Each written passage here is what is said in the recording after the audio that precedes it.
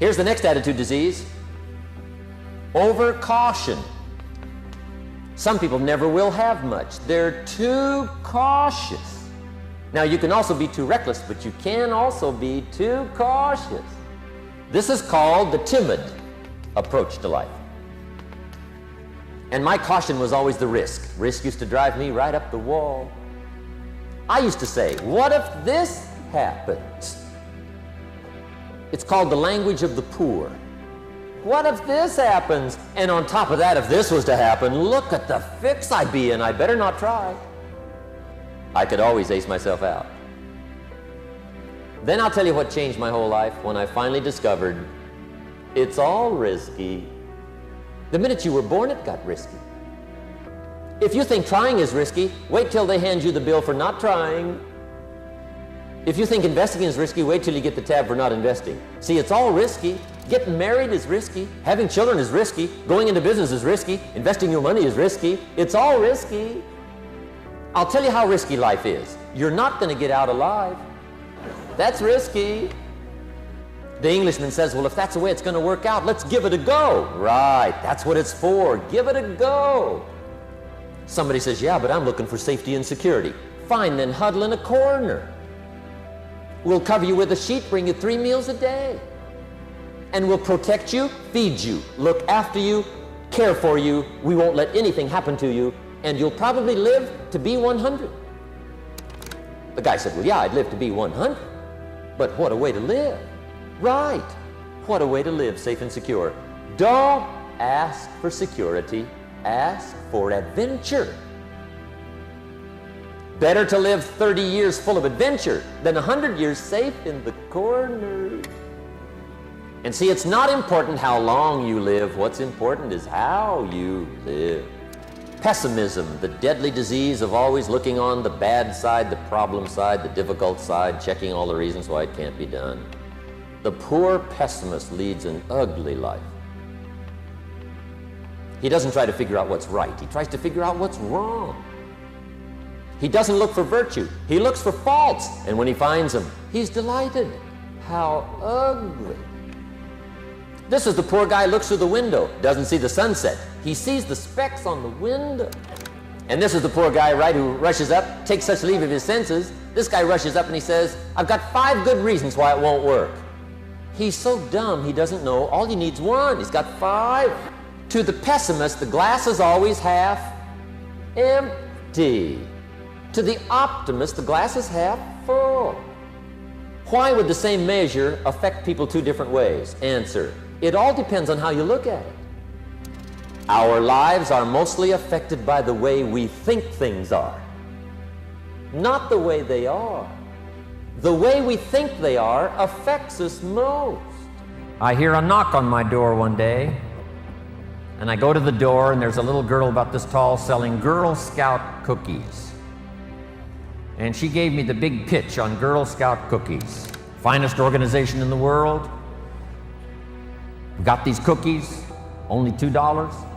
Support the Girl Scouts. No problem, I wanted to.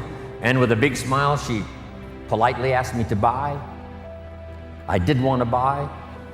Big problem, I didn't have $2 in my pocket. So I thought, I can't tell her that. So I thought, well, next best, I lied to her. And I said, look, I've already bought lots of Girl Scout cookies. I've still got plenty in the house that we haven't eaten yet. She said, well, that's wonderful, thank you very much, and she leaves. When she leaves, I say to myself, I don't want to live like this anymore. I mean, how low can you get lying to a Girl Scout? I mean, that's as low as it gets. So I promised myself that day it would never happen again. The first essence of life, and that is self-preservation, to produce enough to take care of yourself. The instructions given right to the couple that left the Garden of Eden. One was to multiply. It's a lonely place with only 2 people. But here were the next instructions, to be fruitful. How fruitful, how productive should one be? And here's number 1, to produce enough to survive, to produce enough to take care of yourself. And self-care is important.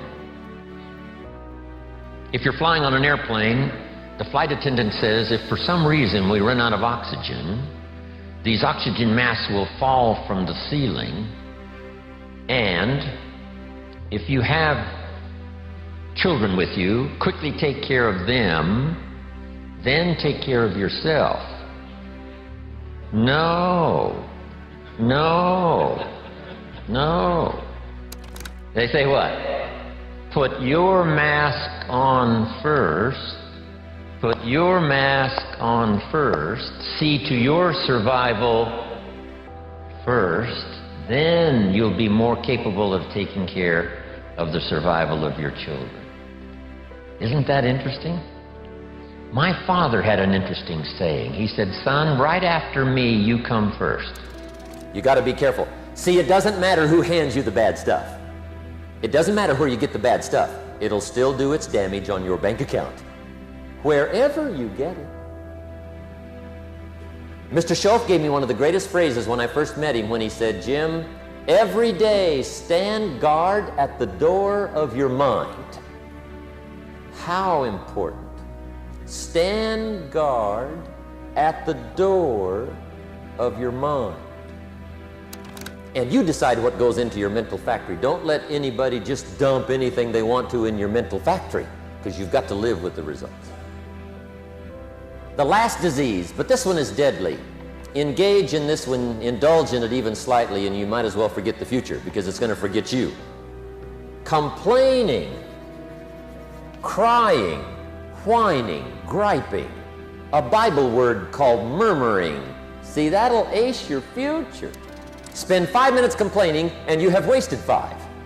And you may have begun what's known as economic cancer of the bone. Just be on the lookout of the things that can destroy all the good you start. The war is on. And this evening, tomorrow, mentally, personally, socially, economically, you got to make sure you're winning the war. And this is part of it.